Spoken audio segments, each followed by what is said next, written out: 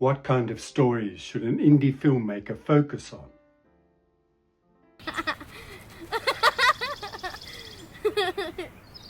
It's a tough question. Firstly, I would say you need to focus on stories you're passionate about, especially as an indie filmmaker.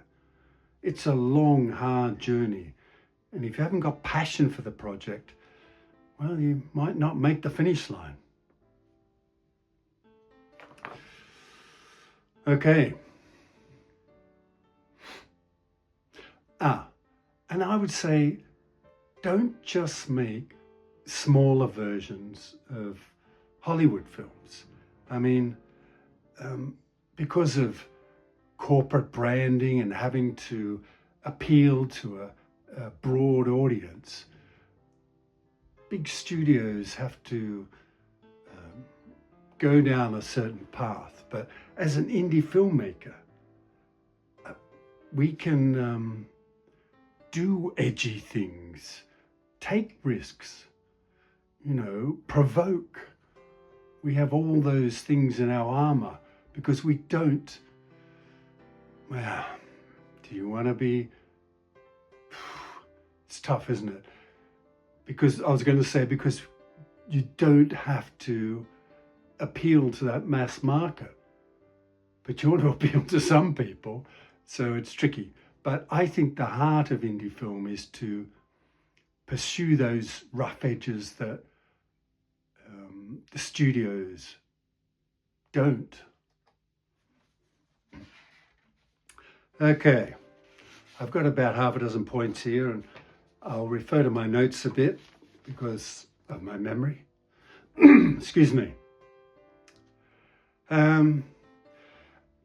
Stories that appeal to, be specific is the main point.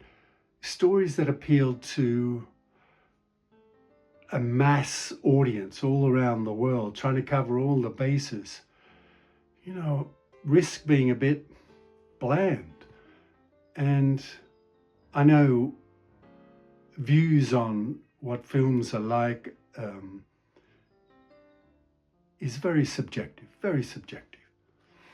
But for me, I look at films in recent times and the studios put out, and I can't remember the last time I went to see a film in a theatre because nothing excites me.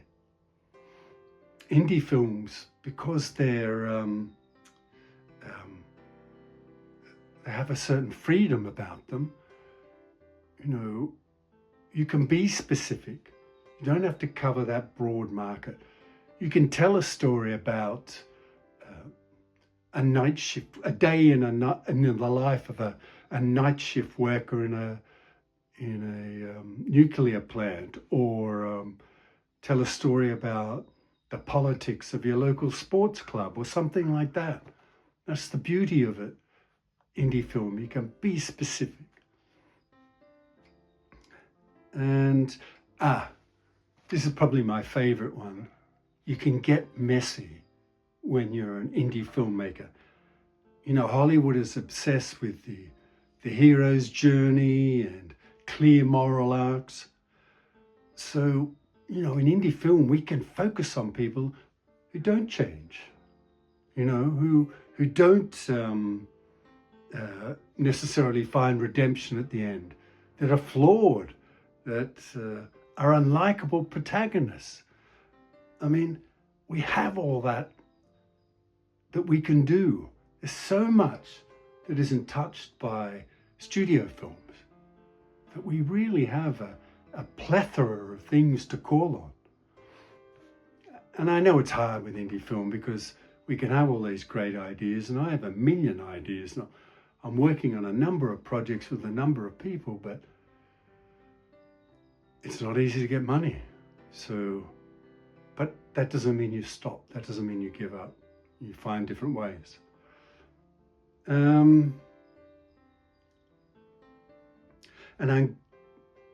Indie film, I've written here, indie film is a place where moral ambiguity can still breathe. And isn't real life like that?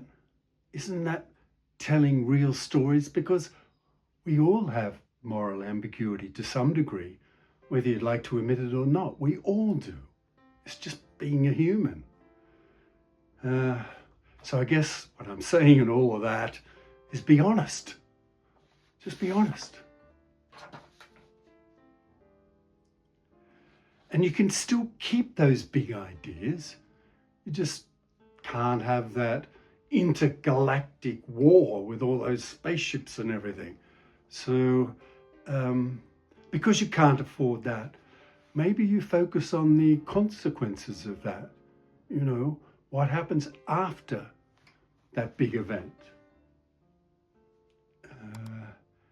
And the thing is, you don't have to rely on those big set pieces and those big action movies and big war movies. I mean, I love them. They're great. I mean, one of my, I know people have their favorite Christmas movies.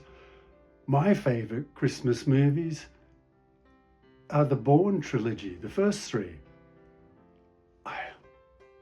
You know, it's the action and as a filmmaker, the more you look at it, the more you see things that you don't see in the first few viewings as a pure audience, but it doesn't stop my love of it. There's an energy about it, and I guess it must on some level connect with, well, me, obviously, but on some human level, because the films you remember connect with you on some human level. And I think that's, you know, I mean, I'm not sure you should make it a goal, because your goal is to tell your story, and whether people connect with it or not is somewhat out of your hands, I think. But yeah. Of course, what that means is when you're making indie films and you don't have those big events or those big action sequences or those big wars or fights or whatever it is to cut away to, if you like, excuse me, you're super reliant on the script and the performances. I'm working on a project now, and there's a woman who's working on the script, and it's going to be heavily reliant on the script and the performances. It's essentially two people in a big room. And, you know, if the script isn't pretty tight and the performances aren't pretty hot, then, you know, it's going to be a hard sell. But that doesn't mean you don't give it a shot. It means I'll have to put in a lot of work with the writer and a lot of work with the actors. That's okay. You know, doesn't mean you don't give it a shot. And post-internet stories is something I've written here. Stories about how life and relationships has fractured since the internet. You know, I'm one of those people who have had a life before and a life after the internet. So it's very easy for me to draw comparisons or conclusions about the world before and the world after. So maybe I should be writing stories about that. But I mean, real life stories about things like that and how relationships have changed, I think I don't think has been dug into deeply, and on the edges and in the risky areas, which is what indie film is all about. And so I think there's plenty of ground there for indie filmmakers to explore. Excuse me. In indie film, we can turn genres on their head. You know, you take a familiar genre and you do something radical, or just completely flip it, or give it a new sort of social or psychological theme. For example, if you have a rom-com, in the end, they end up hating each other. So you can really, you can draw them in with a genre and then shock them with the flip, the different angle or the different direction you go in. So I think there's great scope for just turning things on their head. And I made a short list here, and you may agree or may disagree. I've got here, studios make safe films. They tend to be relatable and heroic. They're external, saving the world. There's a resolution and often a teaser for a sequel. The dialogue can be expositional and have sort of quips and things. The scope is global and universal. Indie films, vibrant, specific and flawed, internal. It's about saving the self. There's ambiguity, reflection, subtext and silence are big players in indie film. And they're local and individual.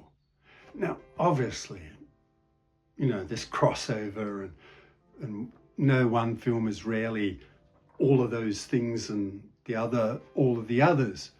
But it's just a general feel for differences. And I think we have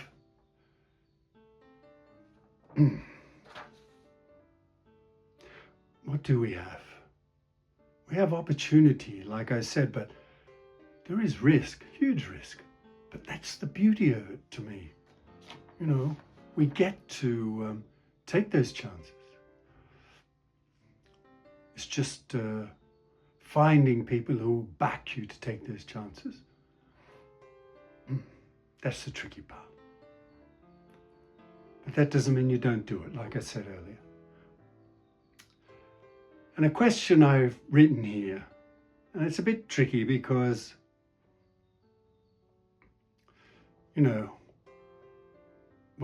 it's a question every filmmaker has to answer for themselves, basically.